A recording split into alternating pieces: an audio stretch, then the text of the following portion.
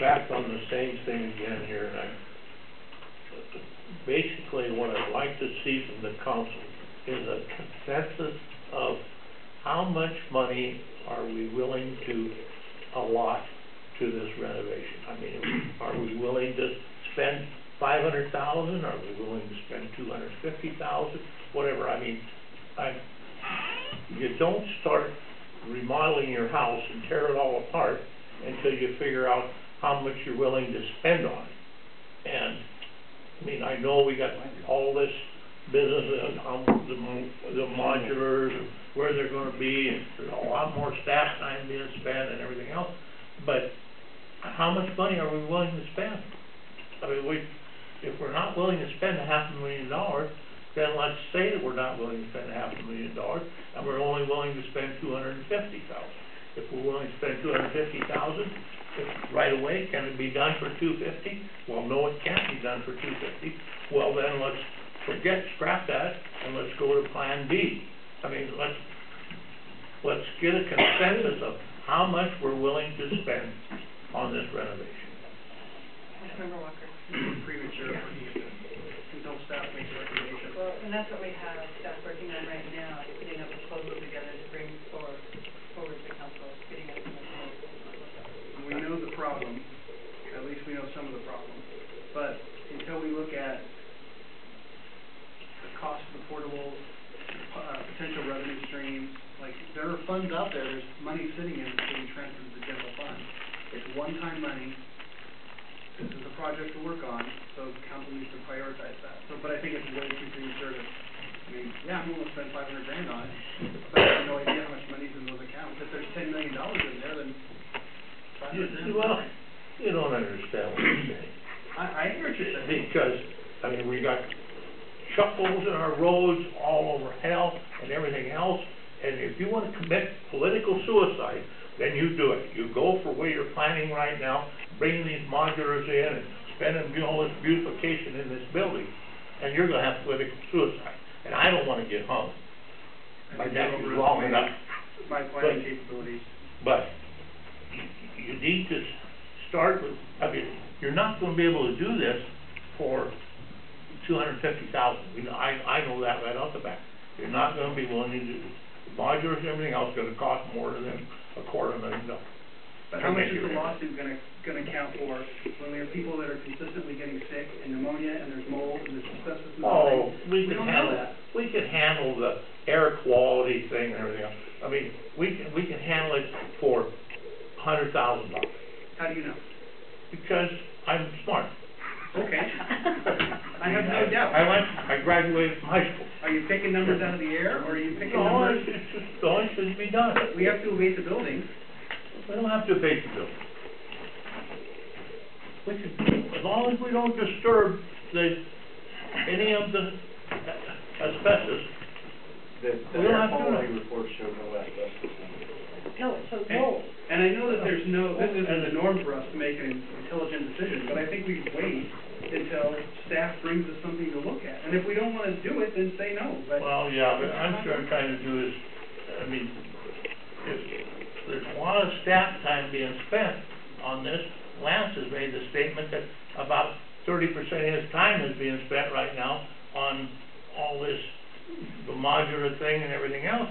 And that whole front office things have been neglected for years. We don't need to be spending 30% of some man's time right now, where it's more appropriate to the mechanicals actually run this city, not try to find out what a mobile home is going to cost. With all due respect, it's the mayor's problem. And he's not spending 30% of his time on it. She runs the administration, so we can defund the position. Well, that's right. We have the purse string. So what I'm saying is, how much money are we willing to spend? That's the only thing I'm asking. How much money are we willing to spend? I don't care if we got $5 million. We plan on spending $5 million. How much money are we willing to spend? That's the only thing I'm asking. And I can't seem to get an answer from anybody. It don't make any difference. What is going? I have the table right now. Okay. It don't make any difference what all this is going to cost, and much money are we willing to spend? That's the only thing I'm asking. It's the same as the truck, we need an estimate. We're getting the truck looked at to see how much it's gonna cost to fix it. Why can't we do the same with the road? Well, because we still need to know how much, like you said right now, on the truck. We're gonna spend $1,000, but we're willing to spend $150 to get an estimate on it, and we can get it repaired and everything else in good shape for $1,000, possibly that's the way to go right now. So we set a figure there of $1,000. No, we didn't. Well, no, the consensus was an estimate of approximately maybe $1,000. No, we didn't. Yes, it was said. Katie said $1,000. I threw that number out. She threw that out, it wasn't a hard It was an number. I didn't say it was a hard number. Let's spend a couple Oh, $100 on it. forget Okay, it. hold on, point of order. Forget it. One person at a time. I'm done with Please it. wait until you're called on to speak. I'm done with it. Further comments from council? Councilmember Kay. I think when staff puts options together, they need to put every option on the table, including a seal, the Band-Aid seal that Clint has spoke about in the past, find out what can be done to, because we don't abate mold, we address it, you abate asbestos. And right now, as long as the asbestos is contained, we don't need to abate it. But, you know, the mold issues and finding out what we can do, what options are available to us, whether it's sealing the floors and putting new carpet and padding over top of what our existing is and not even tearing it up so that we don't disturb it. If that's an option available, we need to know that. And if it's not, we need to know why it's not. And so I don't want staff trying to guide us in a direction and saying this is the only option, or let people get sick and absorb liability. There's usually 15 ways to skin a cat. In this situation, I'd like to know what all 15 of them are. Further comments from council? So, I guess what I have been having staff do is put together a plan, and not just one plan, laying out what our options are. That's what he's been working on. Because 30% of the time, we've got a lot of things we've got going on.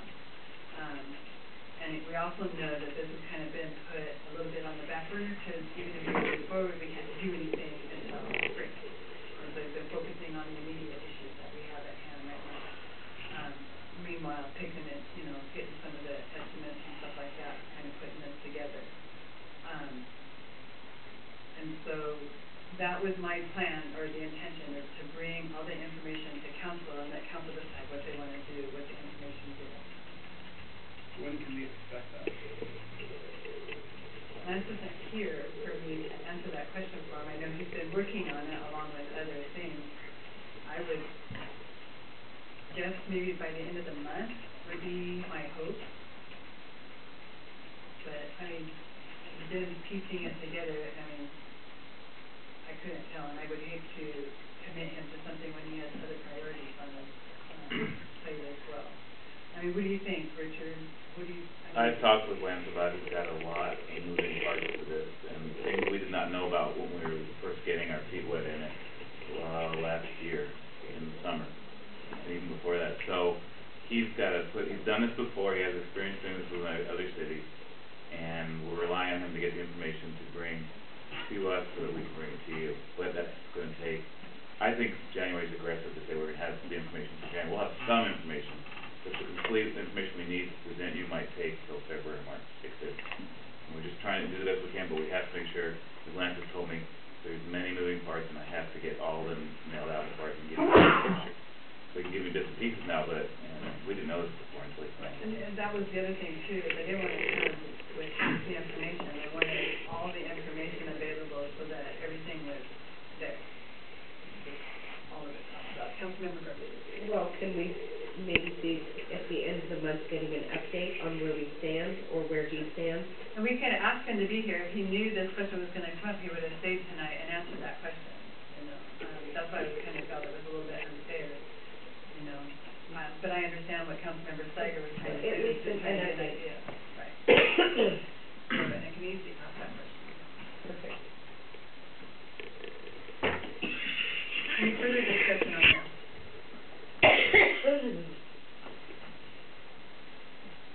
policy, and then next item, leave policy, short-term, long-term.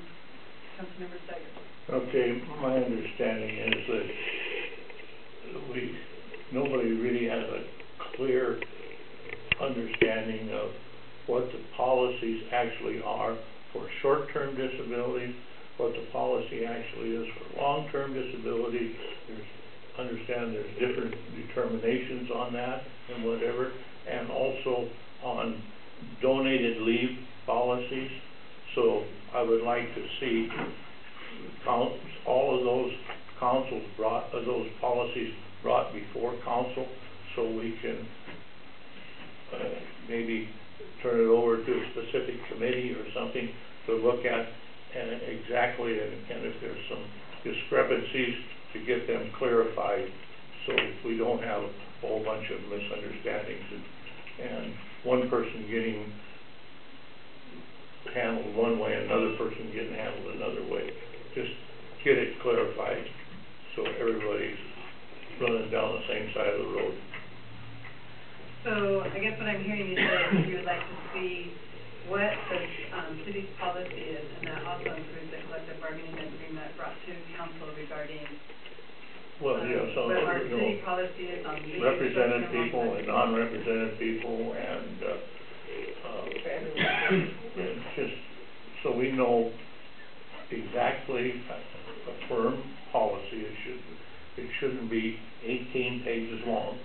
It's just pretty simple to have the policy that, hey, okay, long-term disability is 2 years, or short-term except maybe what union negotiations are, union contract states, donated leave. Donated leave can be as much as anybody's willing to give to the person if they have it available in their bank. I mean, just, I don't know, but just get the firm policy as to what it actually is. Okay, so we can bring those policies, we have them, we're gonna bring it to council. Do you wanna see it at the next workshop? That's where I'd like to see it. Okay, so could you get that put on the agenda for next workshop? I just have a question about it. Isn't when an employee hires, they are given that information? Yeah, we have an employee policy manual that has it stated in, it's like the collective bargaining agreement goes out as well. So, okay. Any further discussion on that? We'll bring it forward to the next workshop. Councilmember Kay. I'm not sure how it works with our employees, but my understanding of long-term and short-term disability is those are insurance policies that individuals carry that the city may or may not pay the premiums on in the event that they have an illness or injury that would cost them their job that's not duty related and not covered by L&I. So there may not be a policy regarding that, but sick leave usage is probably where most of this would Well, and be. there's some of it is spelled out in the collective bargaining agreement, exactly how to handle long-term and short-term. I mean, how much time a person can be away from their job and their job is held and that kind of thing. Okay. So we can bring all that forward at the next workshop. Okay. Any other questions on that? Concerns? Okay. So, I think we are done. I do not see anything else on our agenda. Thank you very much. We are adjourned.